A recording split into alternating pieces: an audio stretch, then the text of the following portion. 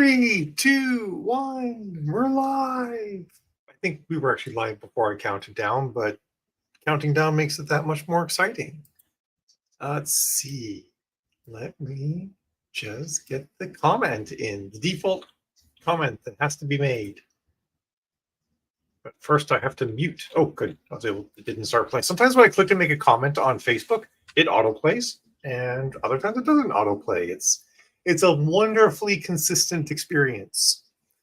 All right. Well, I hope that everyone had a fabulous holiday break, whether you actually celebrated the holiday or not. We had a good time here. We got to spend it with the fam, just Jill, Eva, and I, and then we saw Jill's sister and her family last night, which was really nice, and had a good time. In fact, that's where I got my sparkly top that I'm wearing right now. See, it's got the hood and everything, so I can just be. Actually, I hadn't tried this with the hood on yet. I rather like it. All right, comment at everyone. Year-end lunch with Al. Let's talk about your plans for. Sorry, which plans are 2024? I know it's kind of generic, right? But it's like the thing to talk about. I'll say, and writing resolutions.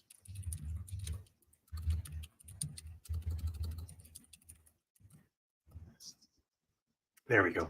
I have to admit, like, I'm not like a big resolutions person, but in some ways they are kind of like nice ways to reset. You know, like we all know that maintaining is the hardest thing to do. You know, maintaining commitment and focus. There's nothing harder than those two things, I think.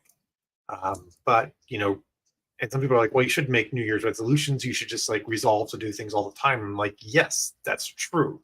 But it doesn't hurt to pick a time to start, and this is as good a time as any. So that's my thoughts. Oh, actually, you know what? I should probably change the thing behind me. It's a little too crazy and disco back there, isn't it?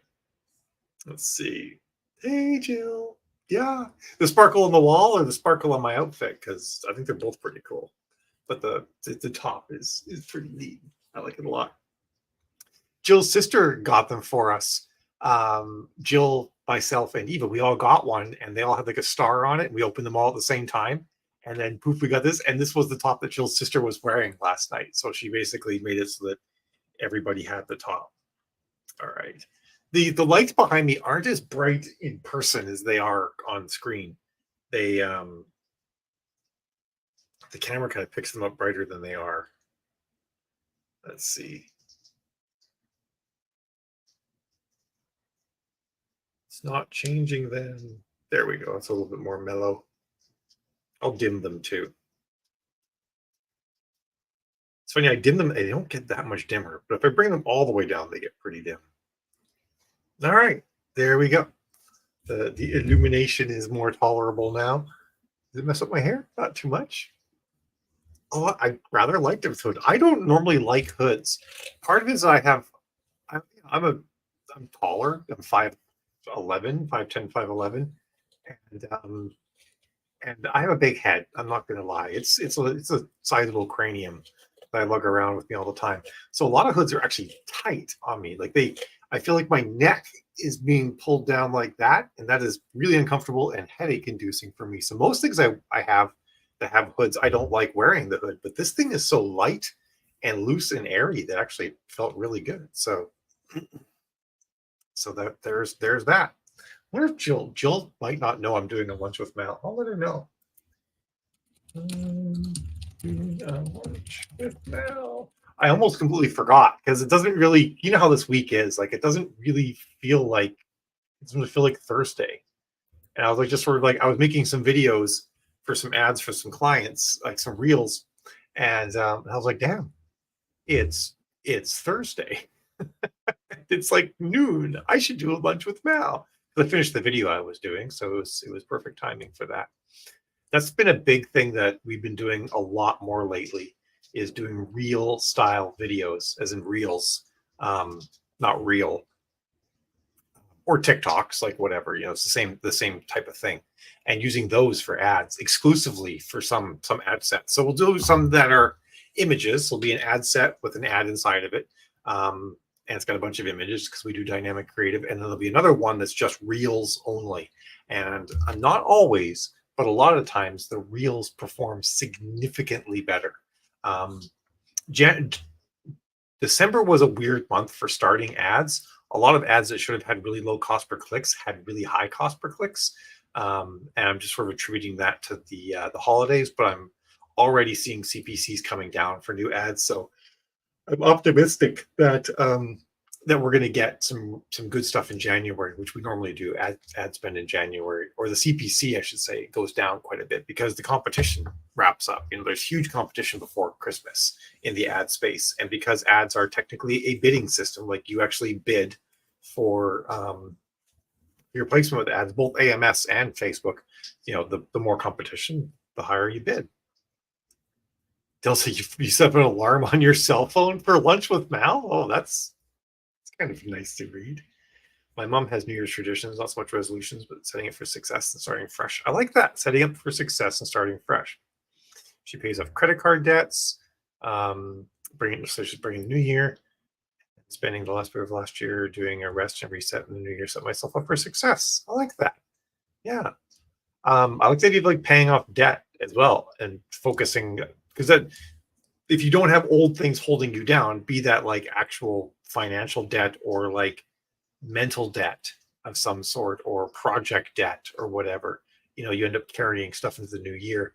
And so financial debt, you can't really just decide what to let go, but perhaps other things you can decide what to let go. So maybe as much as starting new things, we need to focus on like what baggage have I been carrying around this last year that maybe I can just let it go. Like things that you wanted to do, but you haven't. You might look and say like, yes, I still really do want to do this thing, or I made it an entire year without doing it. Maybe I can just go without, just sort of like erase that from my list, instead of still carrying around this sort of idea debt or project debt that might be floating around. So I think that's a great idea. Let's see, Facebook is not. Oh, there's the comments. Kelly said that about the New Year's traditions. I like that. So yeah, so I don't. Other than just sort of talking about random stuff about goal setting and whatnot, I don't have a really solid plan for today. I kind of had like all of 5 minutes mental warning before we're starting to do this whatever Lunch with Mal is. It's podcast, I guess, right? It's kind of a podcast. But I've been thinking a bunch about next year. And one of the things I did realize is that there's a couple of things I've been trying to do for a few years now that I've actually failed at. And one of them is this book that's my white whale. And, I would hope to originally get it out in 2021. And then I'd hope to get out in 2022 and then 2023. And look at that. We are a few days from 2024 and that darn book still isn't out. Which kind of puts me about 3 years behind where I want it to be now. And, sometimes if I bring that into this year, thinking of it as failure, that's not going to put me up to a good start. Like, oh, I failed to get this out, I have to get it done kind of thing. Whereas another way I could frame this for myself is, I still have this amazing opportunity to finish this book and release it for my readers and have good things come from that. I'm going to capitalize on that opportunity this year. And I'm going to have a plan to continue, working ahead. And right now I'm at a point where I'm writing about 1,000 words a day at the very beginning of the day on that book and have been for a few weeks. So that's all coming along really nicely. But I have to sort of make sure I frame that properly and I don't bring it, I don't keep it in the wrong mindset because, your mindset dictates sort of how you move forward on all sorts of things. That's awesome, Kelly. I like that. Reframing is definitely an important tool for success. Yeah. And then also I think another good thing to do too is we do spend a lot of time looking forward at this time of year on what we're going to do. But I like the idea of introspection and looking back as much as forward, because the most motivating thing. Sorry, I got schmutz on my mouse pad. It's bother me. So if you can hear the weird wiping sounds, that's me wiping schmutz off my mouse pad. But the as much as looking forward, we should look back. And what we should be looking back at is our wins over the past year. What have we done? Have we gotten more, a book written? Did we plan on getting 3 books written? Maybe. Did you get 1 book written? Yes, that's a win. You did it. There's a thing that you can do. Did you, I don't know, maintain your yard nicer than you or as well as you'd like to? Did you get all the leaves raked, in the fall? Did you have a good Christmas with family? Did you get to see people that you like to see and spend quality time with them? Did you have like a good year going to like any conferences or events and get to meet people? Like think back on those things, on those good times and the things that you've accomplished, because that is what's going to motivate you going forward. So often, as humans, we think about the bad things that we do or have done because we're risk averse. Humans that were bad at avoiding risk didn't procreate. They died off. Humans that were good at avoiding risks and surviving survived to procreate. So we've actually bred risk avoidance into the species, and that's actually one of the reasons why. Like it's effectively, I'm going to say it's scientific, but it's sort of a fuzzy thing to scientifically prove. But the whole idea that bad news travels faster than good news is provable in that humans are much more likely to relate bad news to one another, things to look out for, dangers, stuff that you need to be careful about, than we are to relate good news. If you drove to someone's house for a party or something like that, and there was an accident along the way that you saw, you are definitely going to relay news of that accident to people when you arrive at the party. If you drove, to the friend's house for the party and the drive was entirely uneventful and just a lovely drive, maybe not like an excessively lovely drive, but just like a pleasant, decent drive, you're not going to make sure to tell everybody about the lovely drive. And if you did, people might think it's a little bit weird that you're really going on about this lovely drive that you had going to your friend's house. But if you were to share the bad news about the danger that you saw, everybody would appreciate that information. That's because we are effectively bred to avoid danger and to be aware of negative situations so that we can avoid them and not have them happen. And that's how we're all still here. So we will focus on the negative things that happened, oftentimes much more than the positive things that happened, even though the positive vastly outweighs the negative in many cases. We're all still here. We got up every day. We've been, we've eaten, we've had time to ourselves. We have computers, we have access to the internet. We theoretically have enough spare time in our lives to write, and not have to be just doing pure subsistence living. We have access to medicine. We have people around us that we enjoy spending time with. There's so many things that sometimes we take them for granted. We don't think about them. I was having a talk just with some folks just the other day, and I was talking about how in C.S. Lewis's Narnia series, one of the things that really is impressed upon you is that as the characters grow older, their ability to see magic goes away, and they sort of like exist in the dull, humdrum adult world, and the mystery and the magic of Narnia are lost to them, and that is something that I really kind of took to heart when I was younger. I thought to myself, like, I don't want to get to a point in my, and I kind of understood that it was a metaphor, but I didn't want to become jaded. I didn't want to stop losing my sense of wonder for the small things in the world. Like I love watching chipmunks and squirrels run along the fence, and it gives me joy every time. And I'll stop what I'm doing to watch them. And yes, they eat a lot of my garden and they make a mess in my yard that I have to clean up. But you know what? I love that. I love seeing them, and I love the sense of wonder. I'll look up and I'll see airplanes flying in the sky, and I'll frequently just stop and look at that and just think that is so cool that there's basically like just this tube of people soaring through the air up there, and it works. Even the internet sometimes, and this might be because I know a bit more about how the internet is put together, but I sort of marvel at the fact that the thing actually works and that you can like communicate with people around the world and share ideas and information. I remember the very first time, I guess it wasn't the very first time I used a ham radio. It was like it was 1990, maybe 1991. So, the Soviet Union had fallen, but very much still in many ways, it's everything on the far side of the Iron Curtain still felt like another universe. Um, and and I don't know that I can't remember all the timelines exactly, but a lot of the countries that currently exist were still part of Russia at that point. They hadn't separated yet. And I talked to somebody from might have been the Ukraine or might have been Poland. Can't remember now, but I still remember like the wonder of the fact that I just had like a real time verbal conversation with somebody on the other side of the world behind the Iron Curtain, and that was like mind blowing to me. And now we get to do that all the time. I mean, granted, there is no, well, there's, I don't know, there's like a rusty Iron Curtain in a way still. Like bits have been patched back up, hoisted from the ground, but by and large, it's not like it was then. But there are still parts of the world where it's kind of wild that we can talk to people and share experiences with folks and whatnot.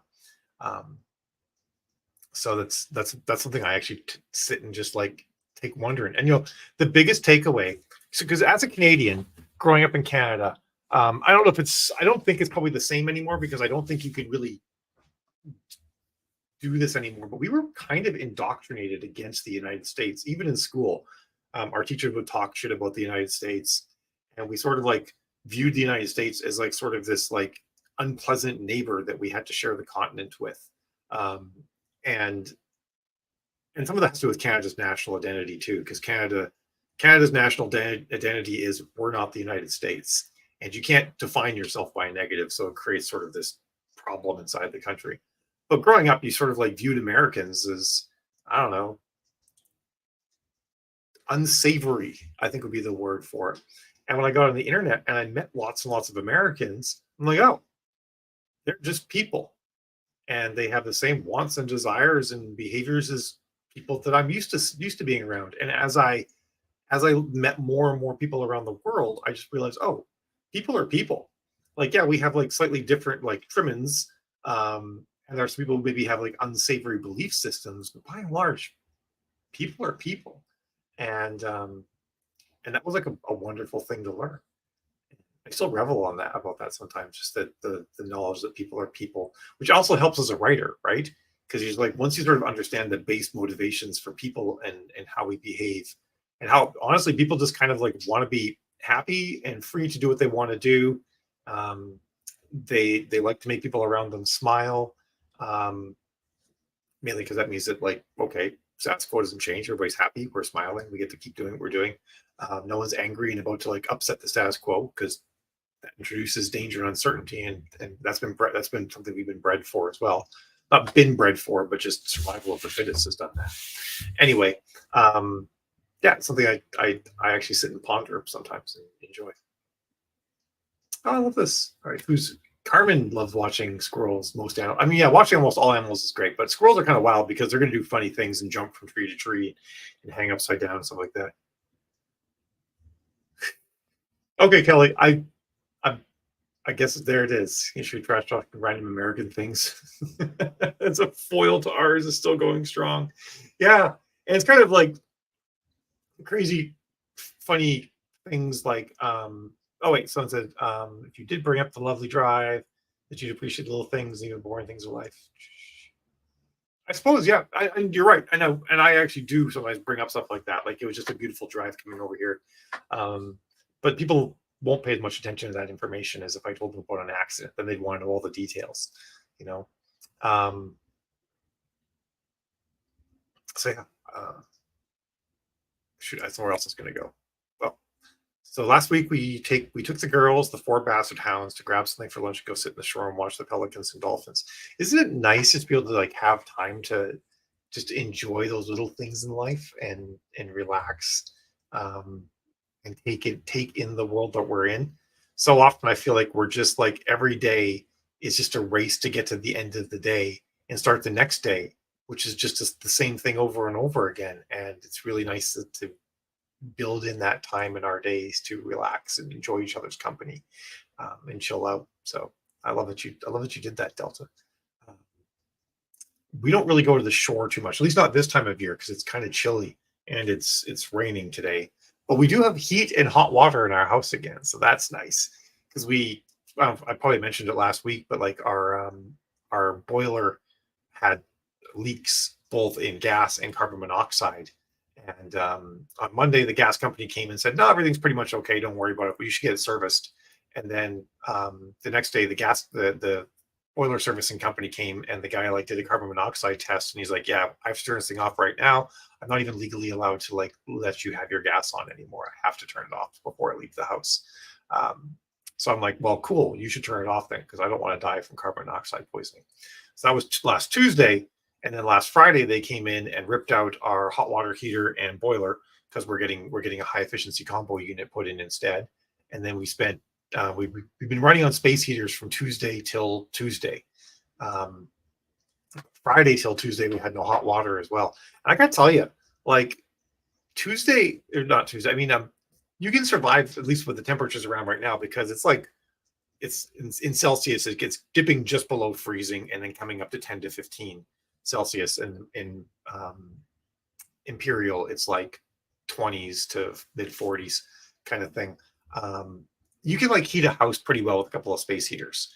Like if 3 to 4 space heaters did our basement and our main floor really well. A couple of times it got a little bit colder and we had to run a bit of extra heat. But hot water is much worse. Like try to wash a baking sheet of that baking grease on it with cold water, and you're not going to get anywhere with that. There's no amount of soap that will break that up, because it just congeals.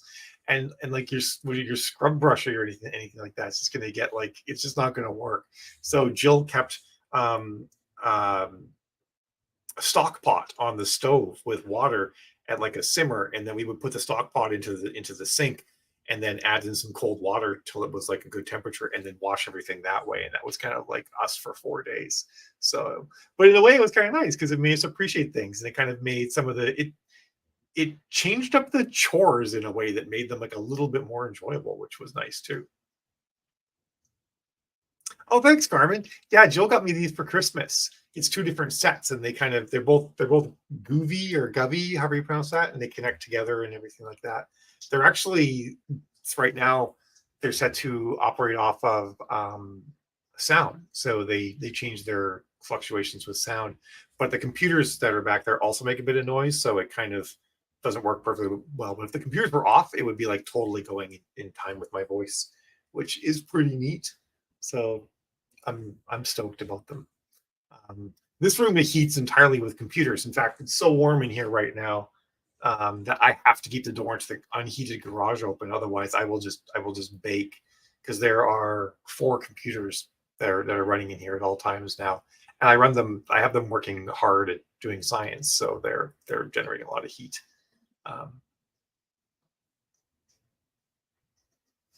Why did we import this insert bad thing here? Like for many things that are solely American thing. Oh, okay. I get it, Kelly. That makes sense. Yeah. And I've, having lived in Canada and lived in the United States, I can assure everybody that aside from the healthcare thing, the countries are not significantly different. And even that, like it's almost like it's taboo to say, but there's parts of the American healthcare system that are actually pretty good. Um, it is a more expensive healthcare system that doesn't necessarily have better outcomes, though. So it's kind of like tricky. But there's surprising pockets of the American healthcare system that work shockingly well and are actually like decent for the user. As maybe what I should say. There are also parts of the American healthcare system that will bankrupt you and leave you destitute. So it's like it's really good at either end. At operating, or maybe really good at either end and terrible in the middle is kind of how it works. Like if you're destitute and you can get on Medicaid, then it's decent, as good as many other countries. And if you're really really rich, it's great. It's if you're in the middle, if you have money and a well-paying job, then you're basically screwed. But like I still was really blown away because Jill and I do not have super expensive healthcare. It does cost about $1,000 a month for the whole family. And when Jill spent 8 or 9 days in the hospital, I think the full tally that the hospital bill was around $70,000. And with our insurance, I think we paid $250 out of that, just for a couple of tests that weren't fully covered because they were like semi-optional, and we were kind of like, yeah, let's do it. And that was surprising, actually. I was kind of shocked that worked that well. You know, Carmen, I share the exact same sentiment. I'm fine with having universal healthcare and capitalist countries. I kind of agree. I actually, um, this isn't necessarily the forum for it, and my thoughts on it aren't currently fully assembled. But because I've gone through this in what I'm about to say in great detail, but I don't remember all of my specific examples and reasoning right now. But I actually think that capitalism is necessary for democracy to function properly, because I believe that it helps, in a nutshell, it helps spread power around in a way that a purely socialist or like a more Marxist system doesn't, because that system tends to centralize power of two types, both economic and governmental, in one spot, whereas capitalism helps spread out governmental and economic power into separate entities that can actually then work against each other, which sounds inefficient, and it is, but it's actually in the public's best interest for companies to be trying to try to do new things, and then for the government to make sure that they don't do new things in a way that are going to be bad. And it's messy and broken and terrible, but I think it actually is the best thing that us imperfect humans will get. All these pesky Americans were stealing doctors, you know. I probably the answer to that is, you know, if the Canadian system paid doctors, they wouldn't be so easy to steal, right? It's kind of tricky because it's like, I think any one of us, given that the country didn't like operate in a way that like directly opposed our morals, or was unsafe for us to be in, would probably move to another country for a significant increase in our quality of and standard of living. Um, Especially if it was close enough that you could still visit relatives with relative ease. So, from a travel perspective, you know, moving to Canada or to the United States between these two countries, because they're so geographically large, you might actually be no further away from your relatives if you don't live like right close to them. So, always kind of a weird thought. Um, and I guess that's, you know, that's the problem, I tell you, with single payer healthcare systems, that at a certain point, um, and this actually exists with both systems. With both systems, someone who is not a medical professional is deciding how much everything costs and how much people get paid, um, and the two systems just sort of make those decisions at different places. You know, the Canadian system, they've decided doctors can't get paid too much, so the doctors will just leave the country. The American system, the healthcare, said that we're only going to pay the doctors X amount of money, so the doctors just pass on the extra to the consumer. You know, it's kind of a thing. Oh my God, that's terrible, Kelly. Yeah, if the doctors are going into debt trying to operate their clinics, that is clearly a problem. I know, right? This is not what everybody was came here for today. Talking about healthcare. It's such a it's a topic that's hard to avoid though when it comes up sometimes, because it affects all of us. But flip side, you know, we could all be living in places in the world or points in history where we, you know, have no healthcare. So, you know, props to having some healthcare. It is still like just going back to like things that like are just amazing. Like I woke up this morning with a headache and I walked into my bathroom and I took out some pills from a container. And I took the pills and now I don't have a headache anymore. Um, just, you know, for better or for worse, right? But just the fact that that sort of thing is possible is really nice. Um, yeah, I definitely like stuff like that, Carmen. Um, and Canada is a very similar sort of system to European capitalism as well. It's a socialist system. It's socialism from the government side, democracy from the voting side, and then capitalism from the financial economic side, and they help to balance each other out. Um, and you could probably create an ideal socialist or capitalist or even non-democratic system that is better than, you know, European capitalism, but in practice they tend to go bad. So the more you spread power, the harder it is and the slower it is for things to go sour, I think. Um, Only sign for time. I know, right? Like people sometimes will talk about like, oh, it'd be really cool if things actually did happen, like an apocalypse, like in book XYZ or TV show XYZ. I'm like, well, unless you're diabetic, because then you're pretty much gone once the insulin supply gives out. um, or you need any other sort of medicine on the regular to stay alive. Like there's a lot of people that would really not enjoy life in anything other than our modern civilization. Um, and also, like, how do you know that water is clean and not going to kill you? You don't. Surprise. Stuff like that. It's or that this food that you're eating is good. Like it wasn't refrigerated. How long does most food last when when it's not refrigerated? We don't really have a solid handle on that, to be honest. Um, oh wow,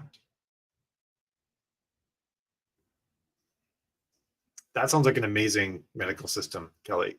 I like the sound of that. Taiwanese medical system. Ideal systems only work without humans. Great things for us authors to write about, right? We can always come up with something shiny and new along those lines. How can we how could we divide? Actually, we'll be as authors, what we'll do is we'll devise a perfect system and then find the flaw in it and then write our characters picking at that flaw until they find the rotten underbelly and then they tear the thing apart, for better or for worse. I don't know where I'm going here. I've just sort of wandered all over today. This is a very wander all over week, you know, just sort of that nowhere week between Christmas and New Year's. It's kind of funny that our calendar does that, right? That we create this week where nothing's going to get done. Um, I wonder how on purpose it was. I'm guessing not that on purpose. I guess in a way it's just a function of our calendar and and the winter solstice not exactly aligning with each other in the modern calendar. I'm, because if I miss my guess, if I remember correctly, didn't didn't Christmas used to overlap Saturnalia? So it would have been on the 21st, and then it somehow, for some reason, migrated to the 25th, and then for a lot of people who celebrated the winter solstice, that was also their New Year's. So there wasn't two things. See, inquiring minds. This is like, I think, why we're authors, right? There's always like that what if and that why that's underneath everything.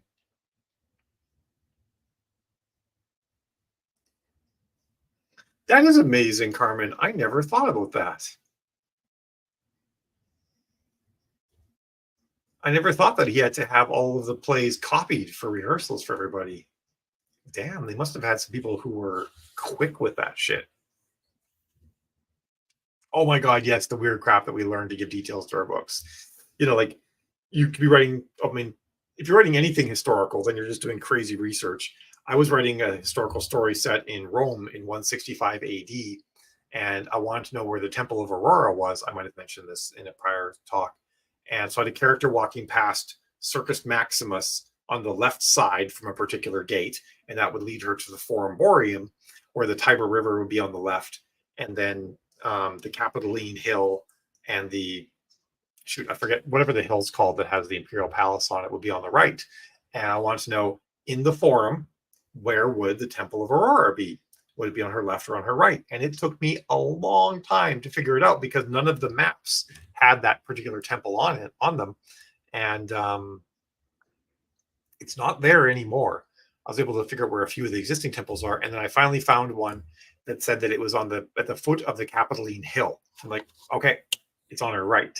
And I spent like probably almost 2 days like digging into that. Like I was sort of like really enjoying the hunt, right? Like pouring over all these maps, ancient Roman maps, and like having to like translate stuff off them because a lot of them were written in Latin, and a lot of them were actually written like in other Romance languages during the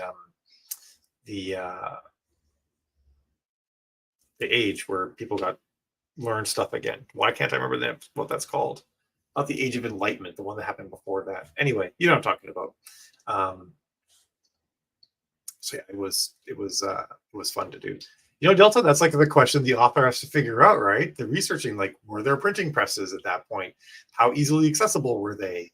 Because printing presses weren't fast, at least not at the beginning, because you had to like lay out all the stupid little blocks everywhere. Would it be, would it, and if they had the printing presses, would it have been cheaper for Shakespeare to use them? Did he use them? Um, lobster poaching in Maine. I guess that's a thing, isn't it? Because you just throw your lobster cages out there, and then you come back and get them, and you know, nothing stopping someone else. Well, I mean, some things are stopping other people, but it's probably relatively easy, I'm guessing, to get out there and poach someone else's lobsters. That's wild. My handwriting, there not be a single decent copy possible. Oh my God, yes. My handwriting is this abomination um, that's a mix of cursive and printing. It's really quite awful, but it is what it is. But this has been enjoyable and didn't quite go where I expected it to, but that's part of doing the impromptu random lunch with Mal, right? Like it's just like I don't have a plan. We're just gonna talk and see what happens. I do love the fact that like you guys interact a lot because this would be a lot harder if I was just here talking into the microphone every week. I I would I can talk a lot about just about anything, but I don't know how interesting it would be if I didn't have the audience interactions to go along with. So I appreciate you guys being here. It's always fun. And I appreciate everybody who listens afterward because it never ceases to amaze me how many people watch Lunch with Mal. They just don't do it live. Um, so I'm glad that you folks come around and check this out as well. But I am going to jet because I'm actually like my throat's like kind of running out here. I need to get some water, possibly some tea. And then believe it or not, I have a call today. It's like my only call this week. And it is right after Lunch with Mal. So I've got to get ready for that because I've got a client launching a Shopify store. We got to get some ads up and running for that, which was what I was working on before this. So I got to wrap that up. But yeah, I will see you guys in 2024 next week. And next week, I do believe I have a topic planned out. So I have a couple topics lined up, and I think I know which one I'm doing next week. So I'm looking forward to chatting with all of you guys again. And have a fabulous New Year's. May your resolutions be achievable, and your reflections focus on all of your wins you've had in this past year, no matter how small. Just things to bolster your confidence and be like, hey, look, I can do it. I can do hard things, and which means you can conquer whatever's ahead of you. All right, guys, have a fabulous weekend. Ciao.